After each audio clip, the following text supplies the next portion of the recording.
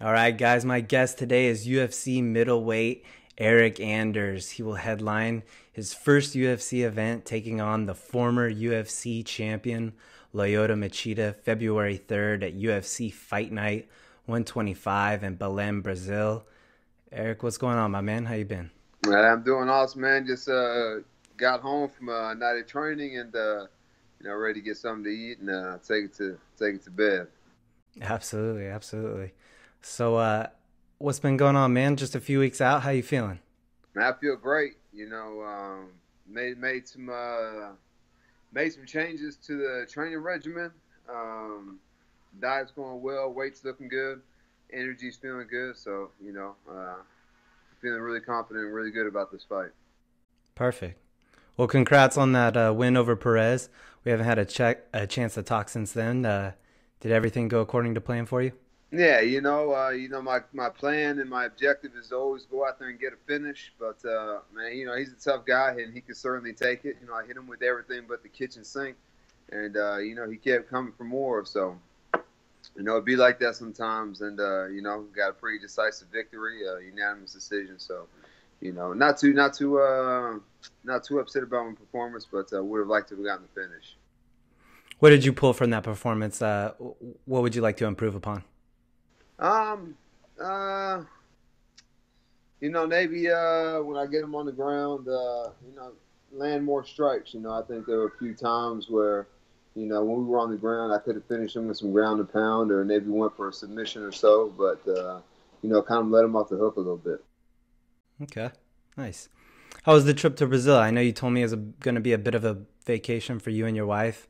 I'm sure the plans kind of changed a little bit for you, and I saw you got some good training in. Tell me a little bit about that. Yeah, no, we had a great time. But of course, we had the flight, we had the trip planned before the fight was booked actually. So we decided to go ahead and go and mix a little bit of business with pleasure. And I had a great time, got some good training with some good folks, and had a great time. Awesome, man. Well, I was incredibly excited for you when the news did break about the big fight. It's just your third fight in the UFC, and you're already in the main event spot. And against a legend like Lyoto Machida, I know he's sort of at the back end of his career, but what does that mean for you to get this opportunity? It's pretty big. I feel like I'm in control of my destiny. I think I go out here, I get a victory over Lyoto, and it kind of put some legitimacy to my name. I was beating a former champ, even though he's certainly not in his prime anymore. Uh, it's certainly beating the name, and kind of like I said, put some legitimacy to my name, and I think hopefully it'll put me in that top 15, so that I can start getting bigger fights and work my way up the food chain a little bit. Yeah, I mean, you've already gotten a little bit of notoriety lately. You're on the MMA Hour. I mean, now you're getting the featured bout. I mean, it's starting to pick up for you now. I mean, it's only your third fight, right? Yeah, yeah. So, like I said, I go out here to take care of business, and I think that, the sky's the limit. Absolutely. Are you still entertaining the idea of messing with Branch in Orlando? I would love to, especially if this fight goes according to plan. I get Lyoto out of there early, taking very little damage, as I usually do in my fights. And, I'd love to fight David Branch just 3 weeks later down there in Orlando. I know he's supposed to fight Yoel Romero, but, hopefully he'll accept me as a substitute. Absolutely. Speaking of getting ready for Loyola, I saw your Instagram post with Wonder Boy. How did all that come together, and what did you gain from that? Now, I've trained with Wonder Boy, throughout the years. Even when I was an amateur, he lives about 5 or 6 hours from me. So you Mm, shoot on up to South Carolina and get some training. I think he's a younger, more explosive, um, different but similar style to Lyoto Machida. Um, Much more technically more savvy, I think. So went out there, got a look from him and up and comer Carl Reed. And everything went well, and now I think that I've been exposed to the speed and the technique. Now, once I see it in the cage, it won't be the first time that I've seen it, and I think it definitely helped me out. perfect. Beautiful. I saw on your Instagram, or on your Twitter, actually, it was on your Twitter. I think it was your Twitter. There's a little tweet that I think it says something like, "This is my story" or something. It's just a video, a link to a video, and it's like kind of like a documentary style video. It's of kind of you waking up and training, little snippets of that, spending time with your family. How cool is it to look back at some of those highlights and stuff and recognize the growth and the work you've put in to get to this point? I think it's awesome. I've certainly grown a whole lot in this sport. I'm not really a guy who, looks at the past, but, I did watch the video and I'm just like, damn, I used to, not be very good, but, I think I've only been a pro for 2 years. So I think that the level of growth that I've, shown and demonstrated over the course of my MMA career is not typical or the norm. And I think I'm continuing to still grow at an exponential rate. So, these guys, they watch my film from the last fight or my previous fights, and they think they have the puzzle figured out. But then when they get in there with me, there's a whole new wrinkle and different techniques and different strategy and whatnot. And then they realize that I can get it done anywhere. I think, they just get confused and they don't know what to do. That on top of the pressure that I bring, the forward pressure that I bring, it just kind of makes them fold. In that video, you talk about your hard work and kind of your mindset just kind of being something that you've leaned on throughout your life to kind of build you up. Where does that mentality come from, that strength come from in your mental pursuit? I think it's a little bit natural, to be honest with you. The physical can only do so much. At a certain level, everybody's big, everybody's strong, everybody's fast. So what can you do outside of that that's going to help prepare you for a fight? And that's breaking down film, slowing things down, and, just kind of throwing all the worry and the caution and stuff to the wind, and, having confidence in your preparation and seeing things before they happen. And then you'll be amazed that, when you do the visualization stuff, how they manifest into the physical form inside the competition setting.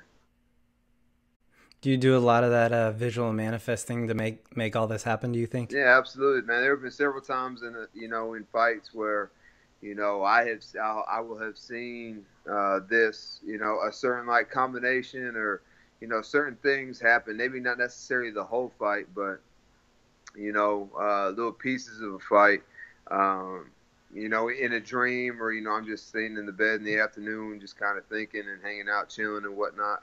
And then, it actually happens in a fight, and it's almost like a deja vu moment. Do you think that's kind of weird, or do you enjoy that moment? Man, it's very satisfying to know that everything that I'm doing to prepare for a fight works, and there's like no wasted time or energy or anything like that. Do you feel like you kind of made that happen by just thinking it into happening, or do you think it's kind of like some weird psychic thing that you just had a dream and then you're recognizing when it happened? Yeah, I mean, I don't think I'm Miss Cleo or anything like that. Like that, but I think if you put the right energy into things and have total confidence and belief in what it is that you're doing and what you're trying to do, that it will manifest itself into physical form. Awesome, man. I love it. I love that.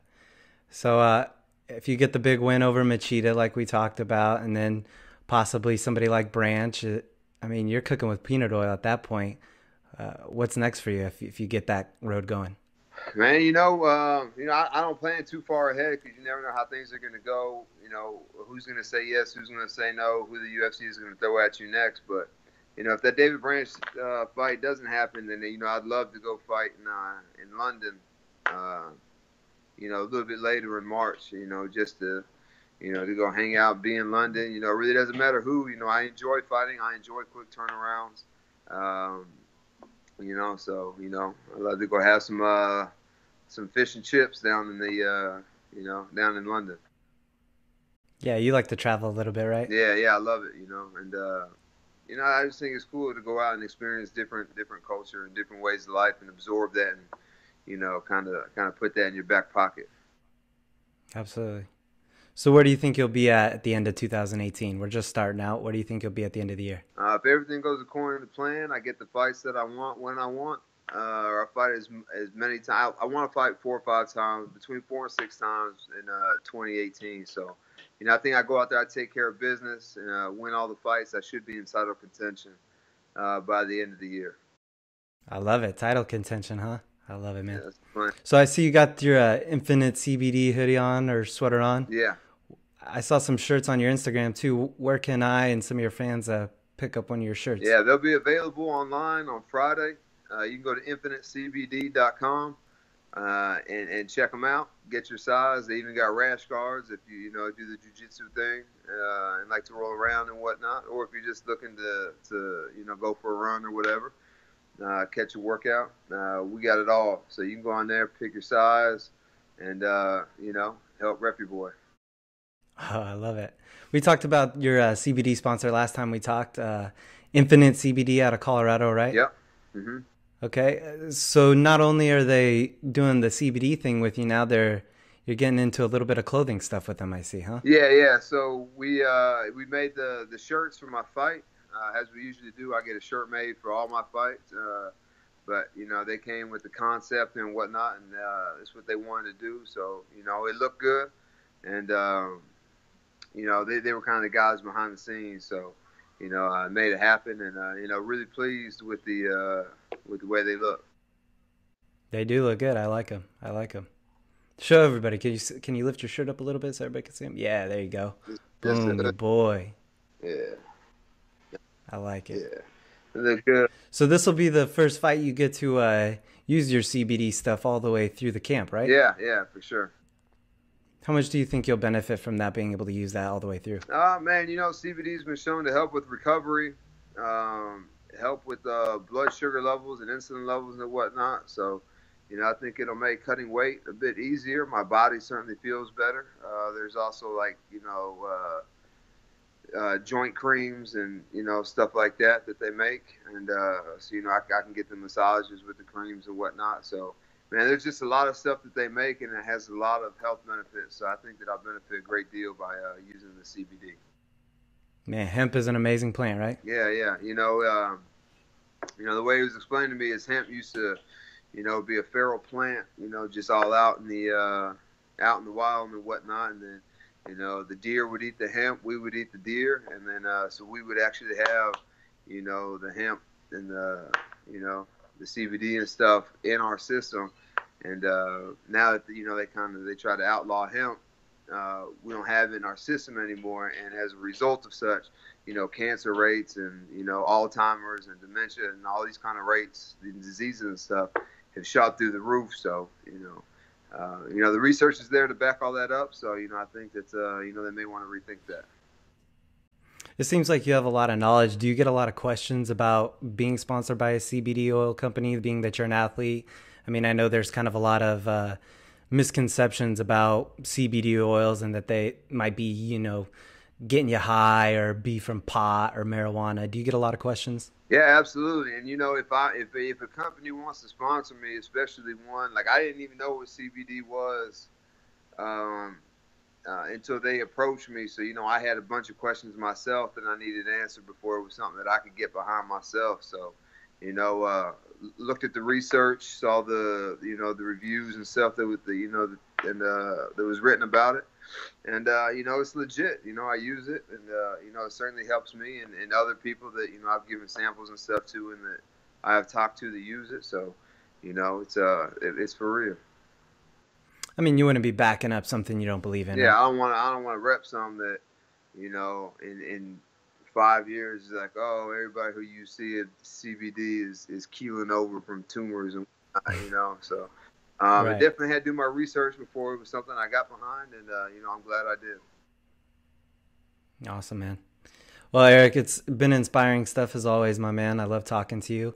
I appreciate your time as always. You've always been good to me and giving me your time, so I appreciate that, man. Thank you. Yeah, anytime, man, anytime. All right, man. This is one you guys don't want to miss. It's Eryk, your boy Anders. He's taking on the former UFC light heavyweight champion in Lyoto Machida.